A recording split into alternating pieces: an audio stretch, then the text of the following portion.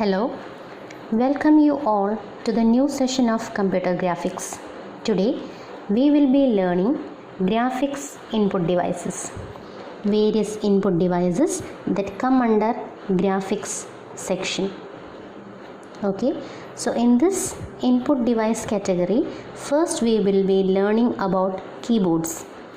So keyboard is an input device that can be used to enter text data.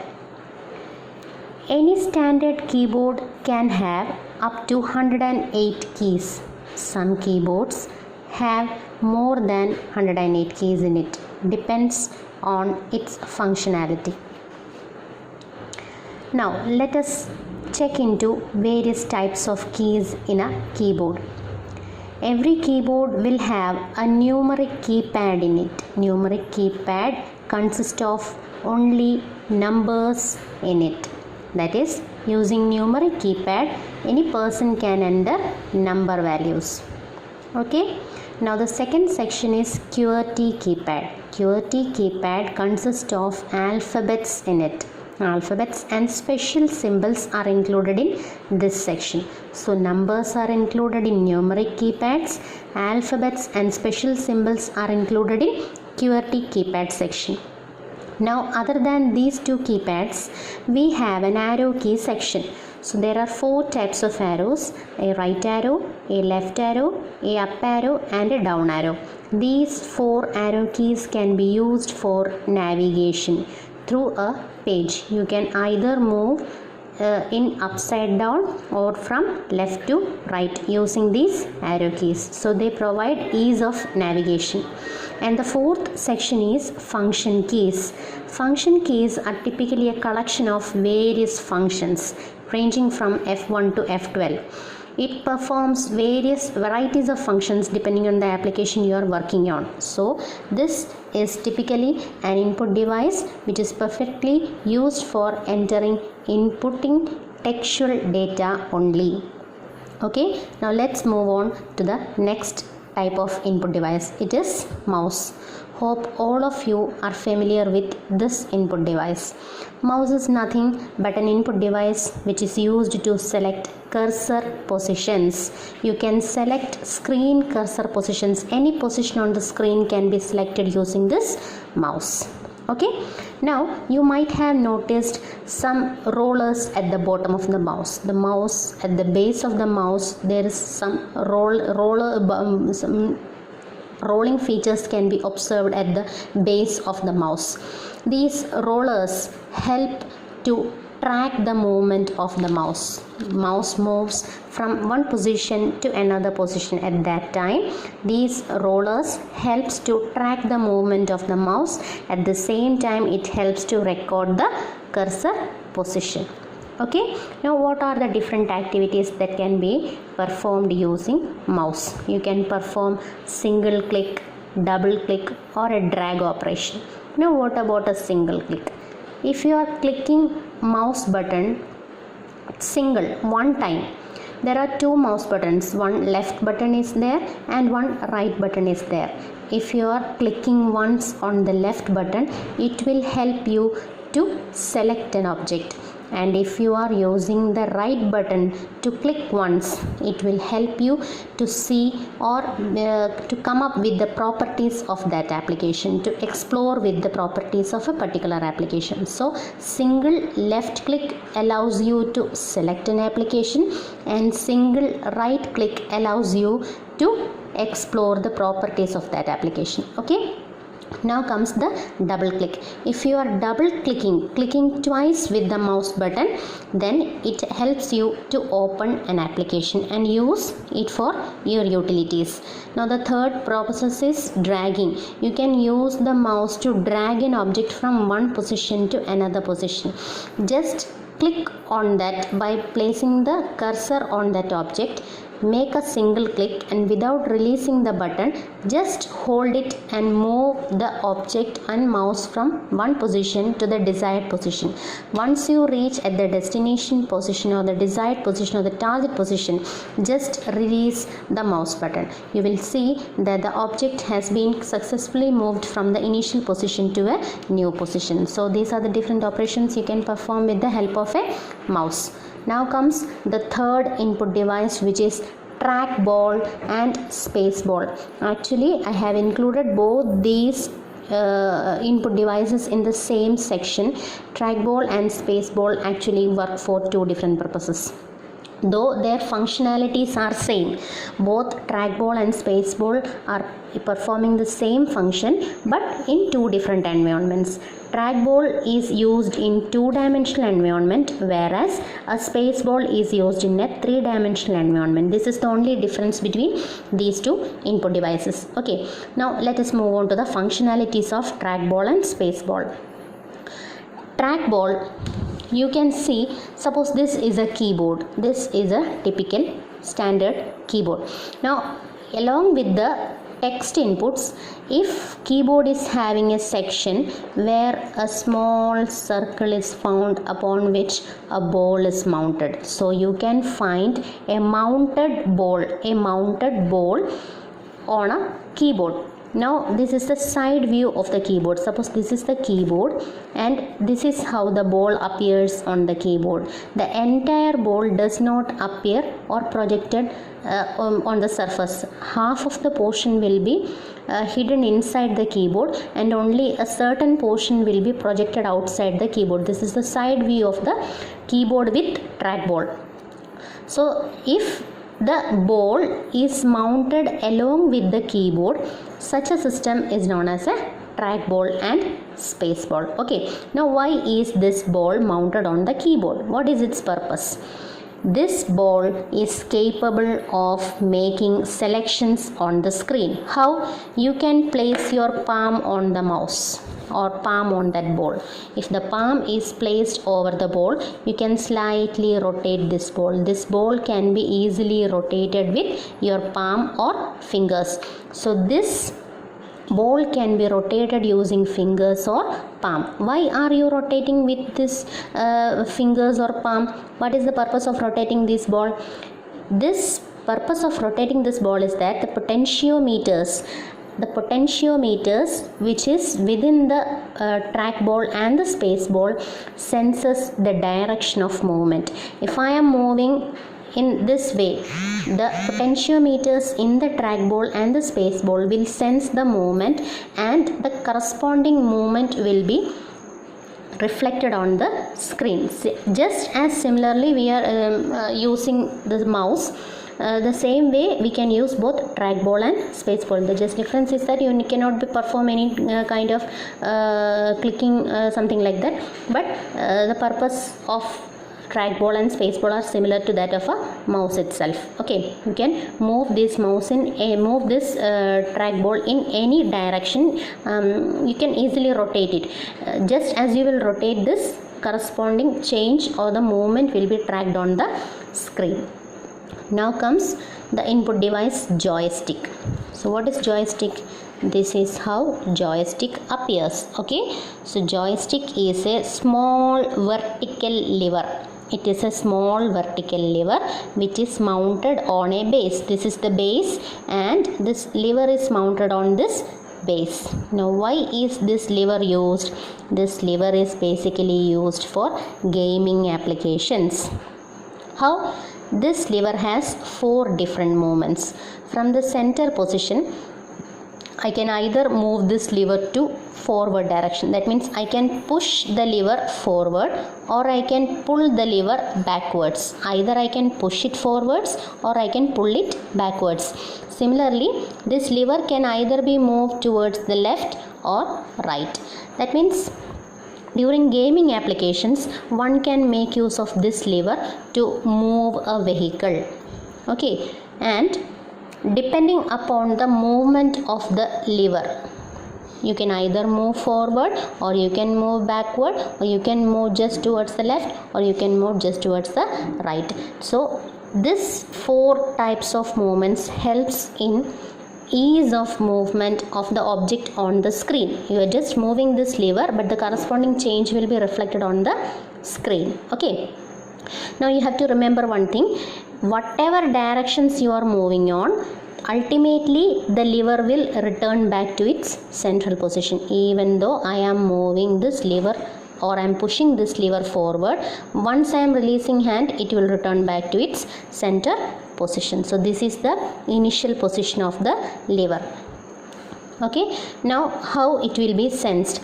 While I am pushing forward or backward or moving towards left or right, the potentiometers within the joystick base will measure the pressure applied by me. I am applying pressure. If I am not applying too much of pressure, the speed of movement will be very less. Whereas if I am applying too much of pressure, depending on the pressure, the corresponding impact will be displayed in terms of speed. The object, or if I am riding a vehicle on screen, okay, if I am riding a vehicle on screen, then depending upon the pressure I am inputting, the corresponding speed will be increased on the screen. So typically joystick is used for just gaming applications. Okay, so this lever helps you control the steer of the vehicle. Now let's move on to the next input device. It is image scanners. Now image scanner is very simple. It is a scanner used for scanning images. So you can just input the hard copies of any photos. The hard copies of photos will be scanned to the computer.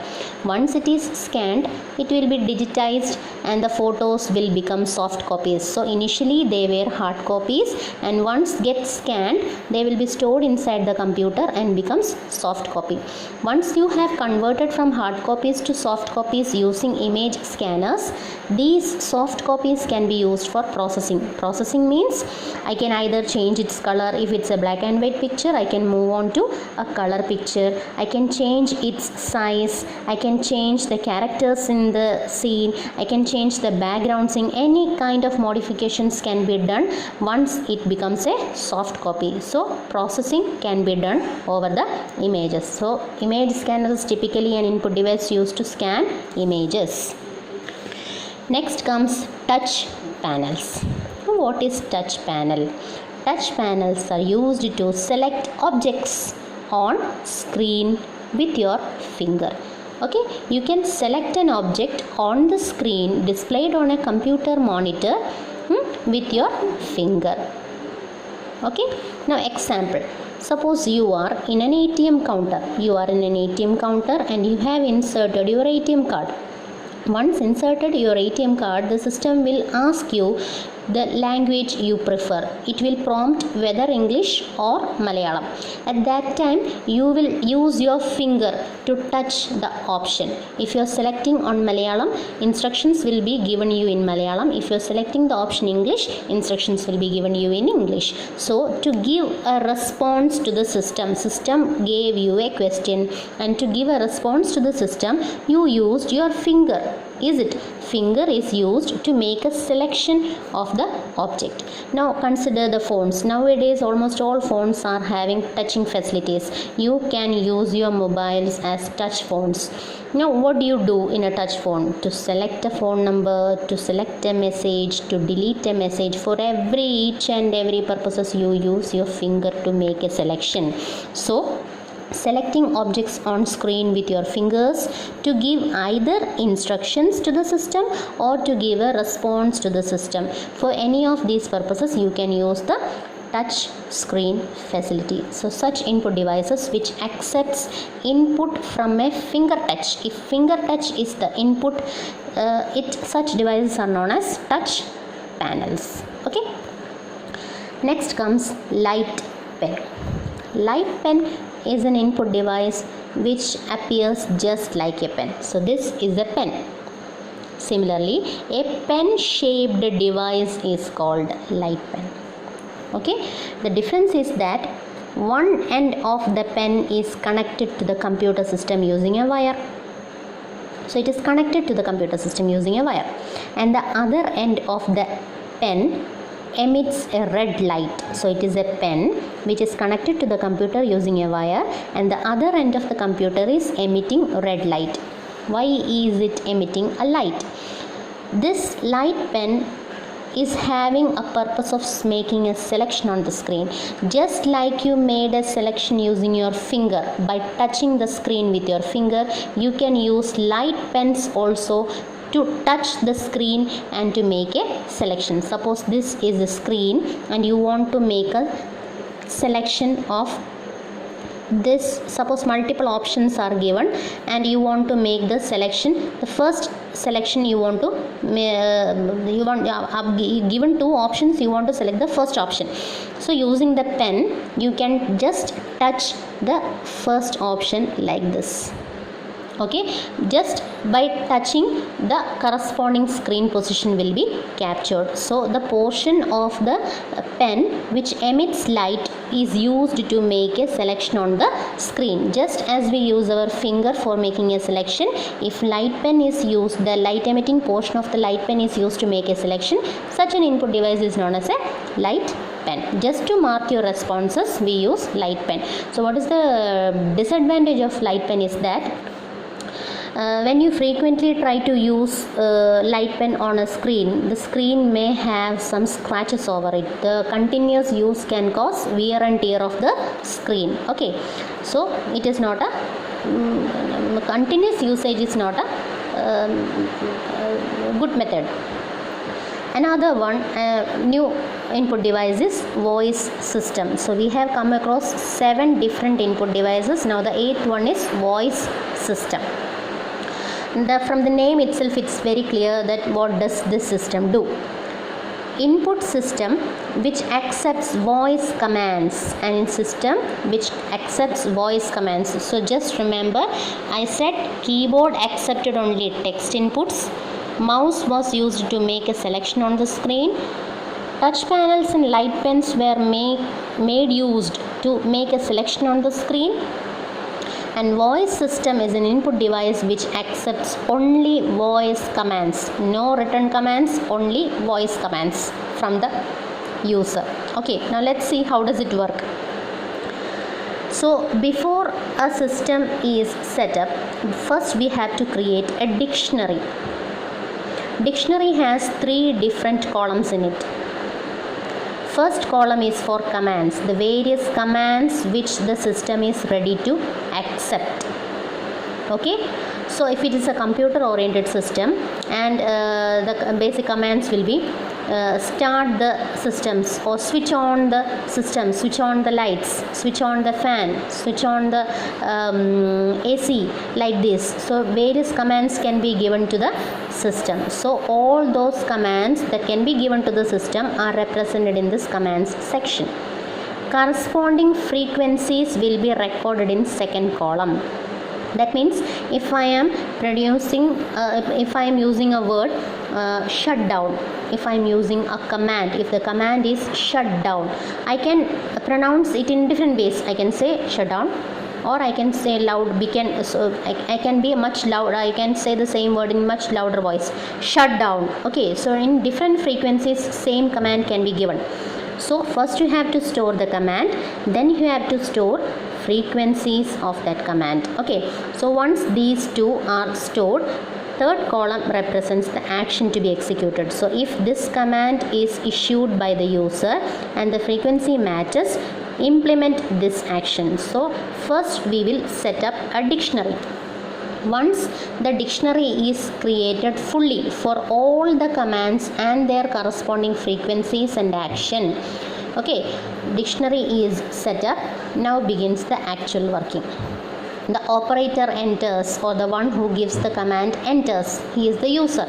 He enters, uses microphone to give his voice commands. These commands are captured by the computer system. This computer system is having dictionary in it. Now the computer system accepts the input and takes the command portion and frequency. Okay, this particular person, operator, had already given his command using the microphone. Now the computer captured the command and his corresponding frequency. First, the computer will go to the dictionary and will search the command in the dictionary. If the command produced by or used by the operator is found in the dictionary, suppose at this position I found the command that the user has used has been found in the dictionary. Once the command is matched, now I will match the corresponding frequencies. If the frequency he produced now matches with the frequency that is stored in the dictionary, if both these frequencies match, then the system identifies that the operator has given the right command and the frequency has matched. So this is my owner's command and no one else has given me the command. He identifies, the dictionary identifies the owner and then goes to the third part, refers or reads the action part, and the corresponding action will be implemented. So this is how system accepts the commands from the operator, matches the command and frequency. Only if the frequency and command matches, the action will be implemented. So this is how voice system works. Next is digitizer. So digitizer is can be explained in this format. See, this is a tablet, a simple tablet, and on the tablet you can write anything. Over the tablet you can write anything using a stylus. You might have seen stylus, almost some Samsung Galaxy phones are coming with this stylus along with it. So a tablet is there, and on the screen of this tablet you can write anything with this stylus. It is simply a pen shaped object that is used to write on the screen of the computer. Stylus is simply a pen shaped object which can be used to write anything on the screen of the computer or tablet, okay, or a mobile. Now, using stylus, any picture can be drawn or any text input can be written on the screen. What is it? Using stylus, I can draw anything on the computer screen, or I can write anything on the computer screen. So I can either draw a picture or I can give a text input. Anything can be written or drawn on the computer screen. Once it is drawn or written on the computer screen, it will be digitized. Now what does it mean?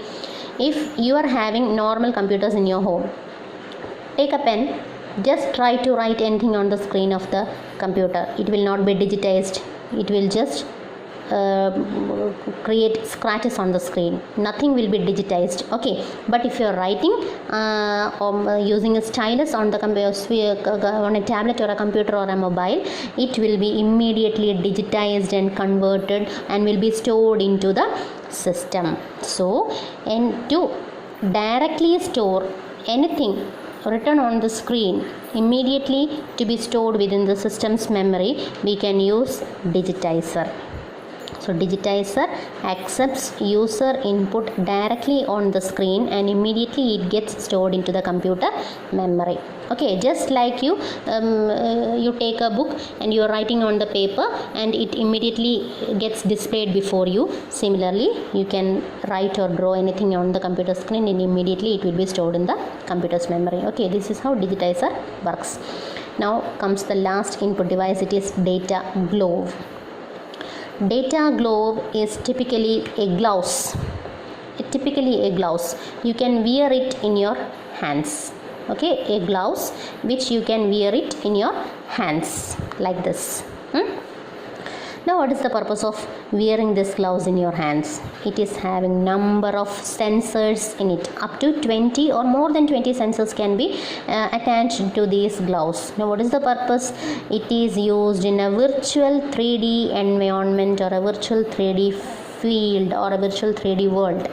Okay, data gloves are used in virtual environments. Now why is these sensors used? Sensors are used to detect minute movement. Even a minute or a very minute movements or smallest movements can be recognized using this sensors and can be recorded within the computer screen. Okay. So this is how different input devices works: keyboard, mouse, trackball and spaceball, joysticks, image scanners, touch panels, light pen, voice systems, digitizer and data glows. These are all input devices that can be used for initiating graphics purposes. Now comes our next section. It is graphics output devices. We have already covered the input devices section. Now we come across graphics output devices.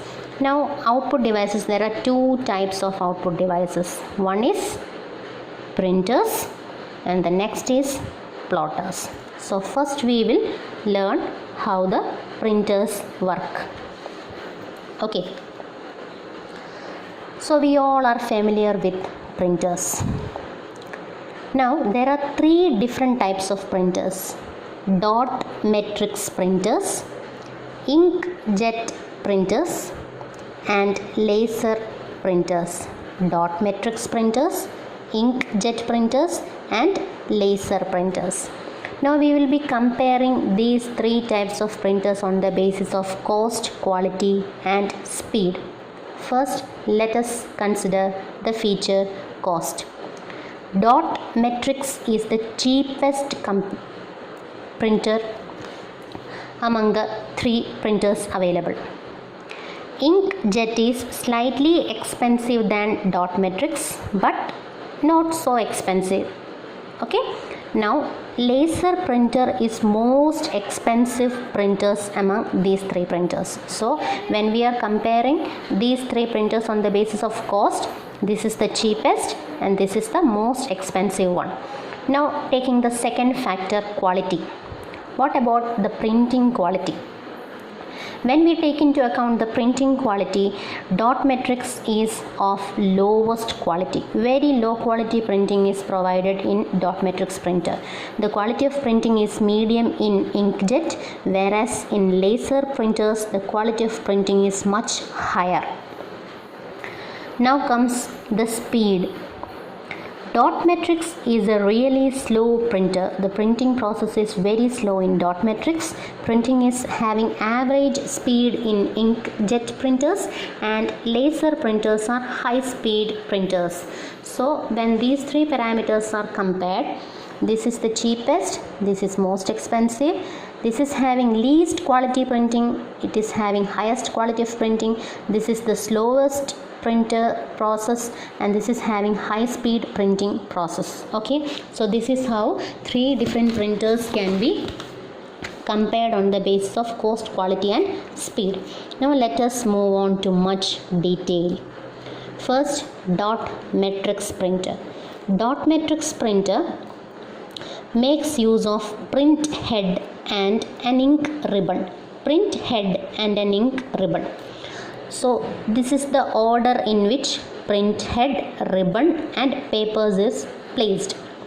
At the top we are having a print head and the print head is having number of pins in it. It is a print head which is having number of pins in it. Okay, and below the print head we place the ink ribbon. Just below the print head we place the ink ribbon and below the ink ribbon we place the printing paper. So this is the order of placement. Okay, now consider this as the print head. This square portion indicates the print head and these dots indicates the pins on the print head. This is the front view and this is the side view. Okay, so print head is having number of pins in it. This is how the pins are arranged on a print head. Okay, suppose I need to print the character A. We need to print the character A. To print the character A, we need to identify correct combination of pins. To print a particular character, we need to identify correct combination of pins that resembles character shape. That means if I want to print character A, this is the combination of pins that must be selected to get a character shape. Let us identify from these pins. to print the character A.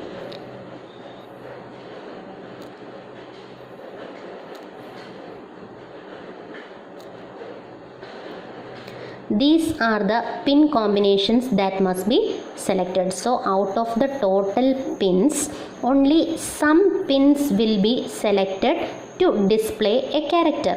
If I am selecting these pins to display character A, some other pins will be used to display character B. So each and every character will be displayed only after selecting certain combination of pins from this print head. Okay.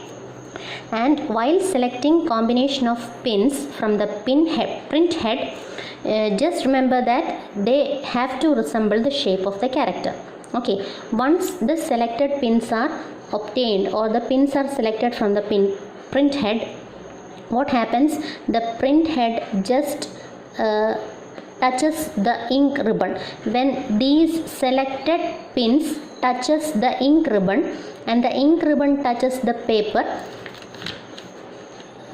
the portions where ink ribbon touches on the screen, the portions where the ink ribbon touches on, not on the screen but on the paper. Okay, while printing, when the print head selects the particular combination of pins and when these combination of pins are pressed against the ink ribbon and the ink ribbon touches the paper, wherever the ink ribbon touches, a dot appears on the paper.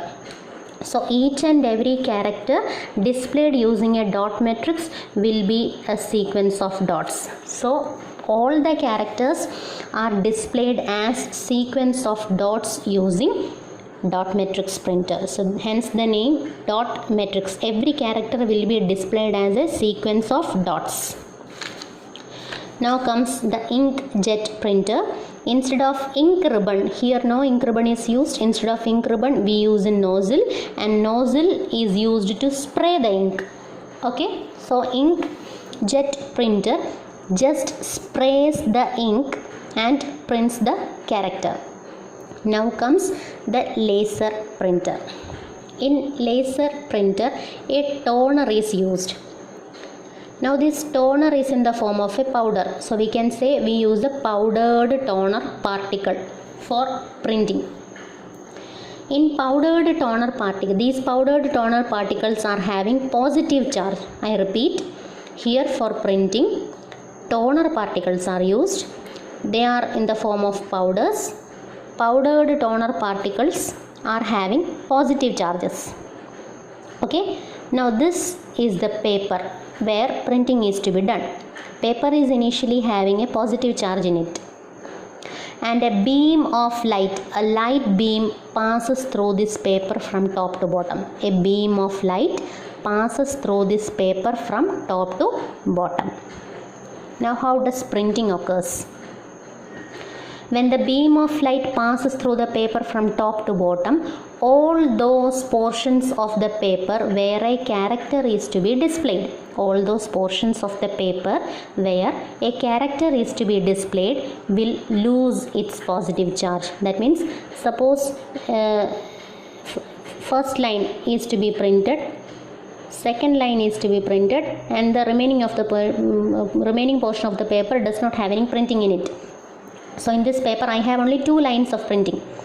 So while the beam of light moves through the paper from top to bottom, all those portions of the paper where printing is to be done or where characters are to be printed, okay, now all those portions where a printing is to be done, when the beam of light passes through those portions, such portions will lose its positive charge and they will become negatively charged areas. So I repeat, wherever the printing has to be taken place, when the beam of light passes from top to bottom, all those portions where a character printing is needed, the charge positive of the paper will get immediately reduced or lost, and the paper attains a negative charge. At this time, the positively charged powdered toner particles will spread on all those portions of the paper where paper is having a negative charge. So this is how printing takes place in a laser printer. Okay, now comes the next type of output device, which is plotters. Plotters are used for engineering drawings. They are used for engineering drawings. Let's see how the plotter works. Consider a paper, a large sheet of paper which can be used for engineering purposes. Now, this large sheet of paper is spread or fixed on a large flat surface. It is fixed on a large flat surface so that the paper does not move. Using plotters, I can draw only two types of lines. Either I can draw a vertical line like this, or I can draw a horizontal line like this. So other than these two lines, I cannot draw any other objects on the paper. So using plotters, only two types of lines can be drawn, either a vertical line or a horizontal line. Okay, let's come back. Now the paper is fixed on a large flat surface. Paper is immovable, we cannot move the paper. Now, other than this paper, I am having a long carriage. This carriage is used to hold a pen. Now this is a pen and a carriage is there which is used to hold this pen. Just as you fix the pencil in a compass, you can fix a pencil in a compass, and once you fix it, it will not move. Similarly, carriage is simply a placeholder for a pen. This outer rectangle indicates the carriage and inner rectangle indicates the hole within the carriage. So carriage is a long object which can hold a pen and with a hole within it. Carriage is having a hole within it. Through this hole, the pen can be easily moved upside down. So there is a long carriage, just like a scale, and within the carriage there is a space or gap within inside it, and using through this gap or through this channel, I can easily move the pen upside down. Okay, so this is the carriage. This is the paper which is fixed. Suppose I wish to draw a horizontal line. I want to draw a horizontal line. Just look how I can draw a horizontal line. To draw a horizontal line, just fix the pen or fix the pencil, pen or pencil, anything, the drawing object which you are using, fix it inside the carriage. At this point, let me fix it. So I am fixing the pen at that point. Just as you fix the pencil within the compass, you can fix the pen within the carriage. Now you cannot move the pen and you cannot move the paper, but you can move the carriage. So move the carriage from left of the paper to right. From left to right, if you move the carriage, you will find that a straight line is drawn in this fashion. Okay, so I repeat, since the paper is immovable and the carriage is there, you have already fixed the pen within the carriage. Once you fix the pen, simply move the carriage from left to right. When you move the carriage from left to right, the pen within it will draw a horizontal line. And if you want to draw a vertical line, what you can do? Just fix the carriage. In earlier situation, you didn't fix the carriage, you just fixed the paper and pen. Now just fix the paper and carriage, but now you can move the pen. After fixing the carriage, suppose the carriage is fixed at this position and this position, okay, but you can easily move the pen within it. Now I am going to move the pen within it. So if carriage is fixed and pen can be moved from bottom to top or top to bottom, you can simply draw a vertical line. So I repeat, to draw a horizontal line, fix the pen and move the carriage from left to right, and to draw a vertical line, fix the carriage and move the pen from top to bottom or bottom to top. Okay, in this way you can either draw vertical and horizontal lines for completing the engineering drawings. This is all about various input and output devices in graphics. Thank you.